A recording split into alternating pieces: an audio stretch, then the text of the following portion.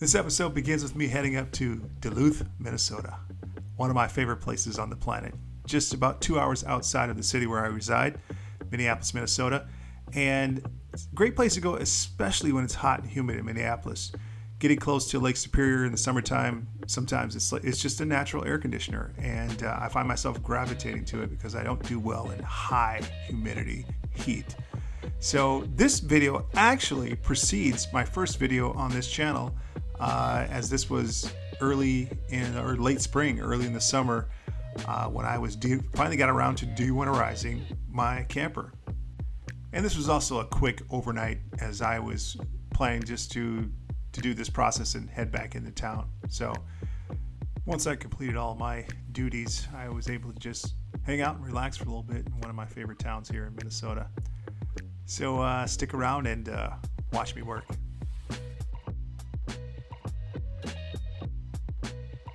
You know, in my lifetime, I've been to Duluth, Minnesota many times. And one thing that never gets old for me is cresting that hill on I-35 and seeing that beautiful lake off in the distance there as you're coming to Duluth.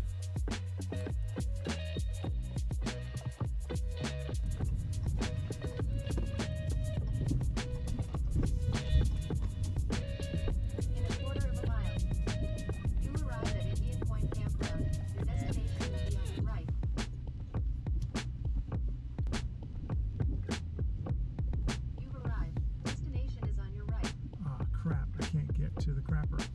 I have to wait.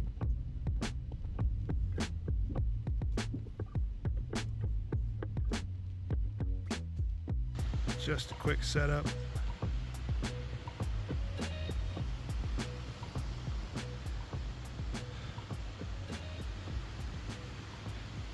Interesting site. It is a pull through, but the way they had me pull through, which was truck first, put me in an awkward predicament, because this is the business side.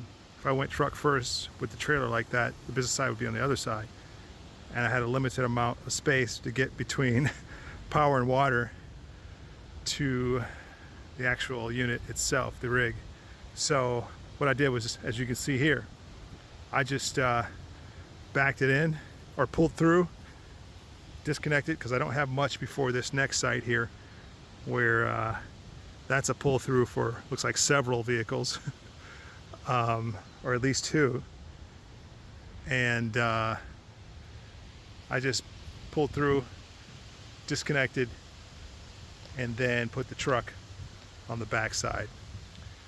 Plus, I like the campsite on this side anyway, because there's a body of water down. You can't really see it between those trees there. This is Indian Point, so we're basically on like a peninsula that is surrounded by water. So all this around here on the other side of those trees is water, which is nice.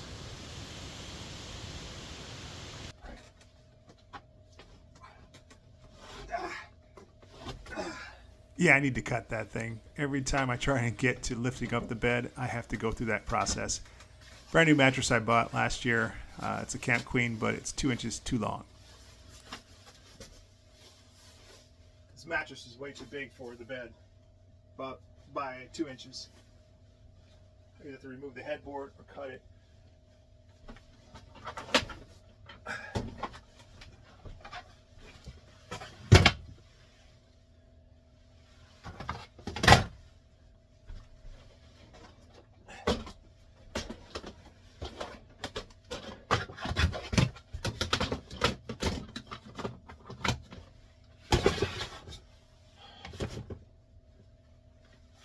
Okay, oh shoot.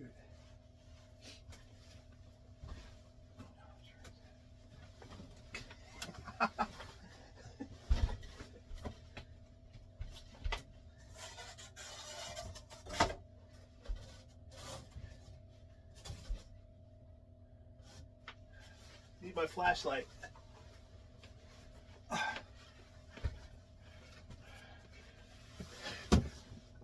Out of the basement.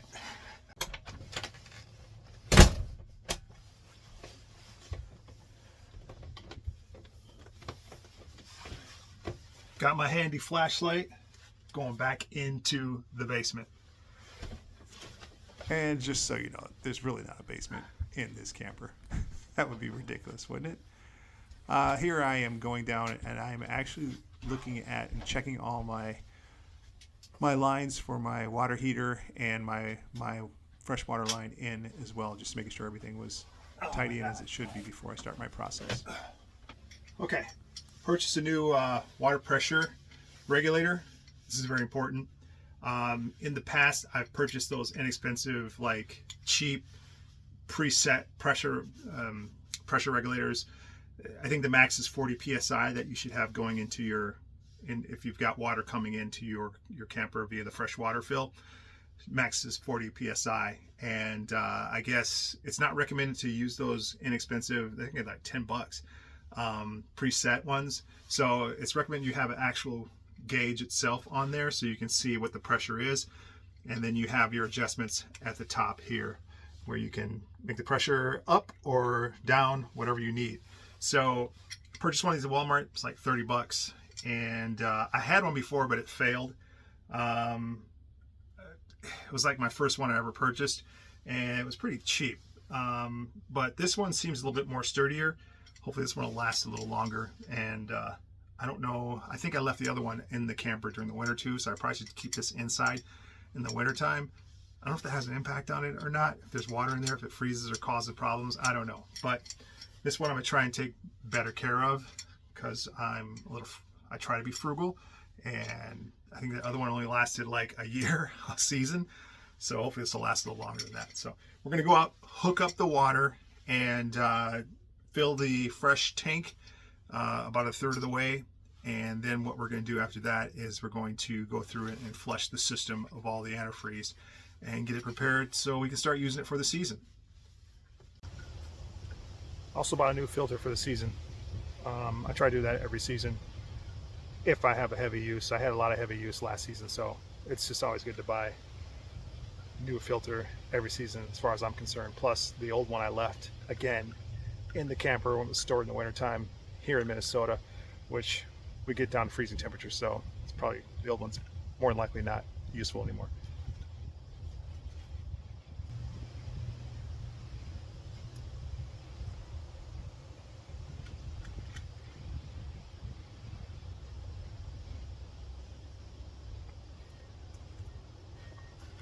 So what I found was handy is quick releases for my water hoses. So I don't have to, if I need to disconnect, it's just a matter of just snap and go, unsnap and go.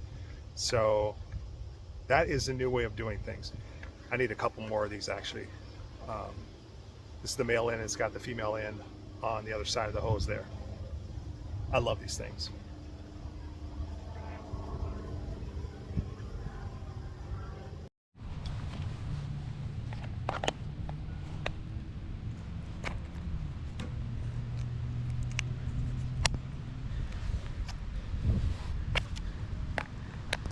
So with the quick connect, I can even do it with one hand, connected. All right, let's get the power going here.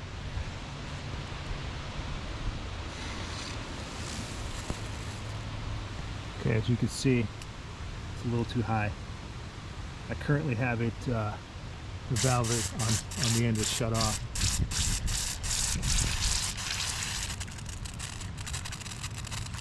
And back it down a little bit.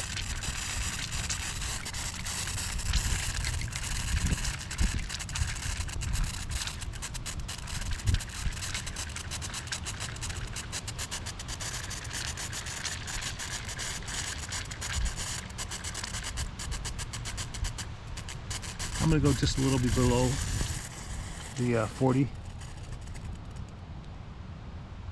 Lefty loosey tends to bring the pressure down.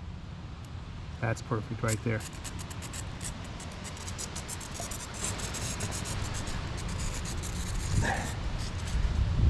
I like this little freshwater fill adapter here. It's got a nice little valve on there so I can shut it off when I'm not using it.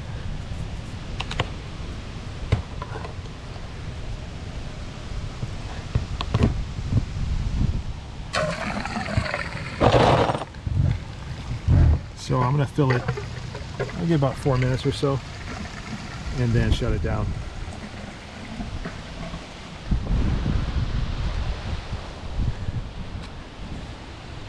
Still riding around 40. We're actually a little lower now that I've opened up the valve, so we're going to make another adjustment. So as you can see, my fresh tank is full. Black tank I emptied yesterday. I've only used it a couple of times since I've been here in less than 24 hours, and it's showing near full. That's a problem with my sensors, I believe. So that is in the works. I've got somebody scheduled to come clean my black tank. So now the step is to turn the water pump. Don't know, but if you can hear it down there, but it's doing its thing. Just pressurized. Now we're just going to go through here and start fleshing out the system.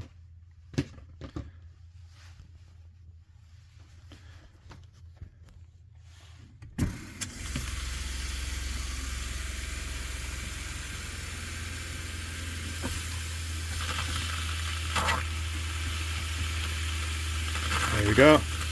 Turning white. There's the hot water. Shouldn't be anything in there. I don't know why. There we go.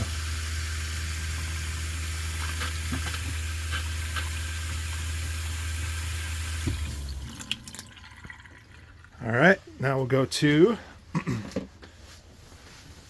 shower. Nice thing about this camper is I have 2 separate rooms, one for shower and one for toilet. Come on. And I gotta do some cleaning in here too.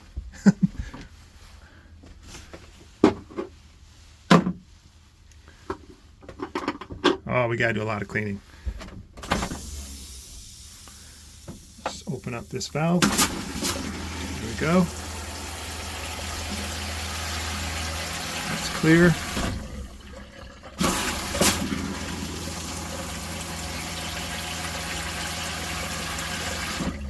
All that's clear. Now into the toilet room. And that is clear. So now it's just clearing out the antifreeze out of the shower, outdoor shower.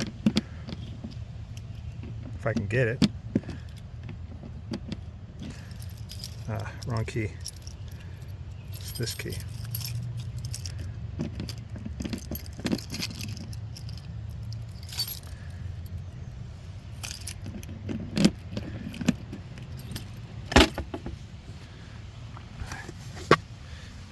Just want to catch the antifreeze here and pour it into the gray tank as opposed to all over the ground here.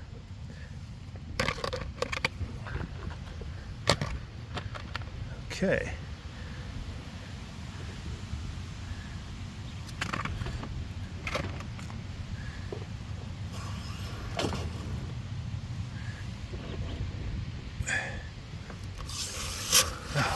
Well, that was a failure.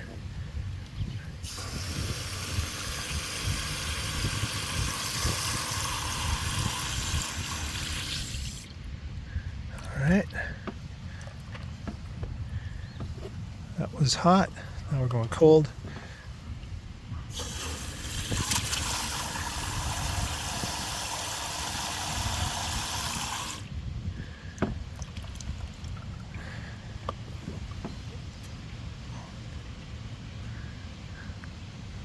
And that should do it. Now that I've drained everything, I'm just going to turn the water pump off because I'm going for the city water fill. Won't need that anymore. Okay, now the next step is to re-engage the water heater by turning the valves into the water heater. So now you've got flow that's going to go in and out of the water heater. So it's unbypassed. And as you can see, there's no longer any pink in that section of pipe there as well. So we're set to go. Now that the work is done, it's time to build a fire and relax and take in the sights of sounds of Duluth, Minnesota.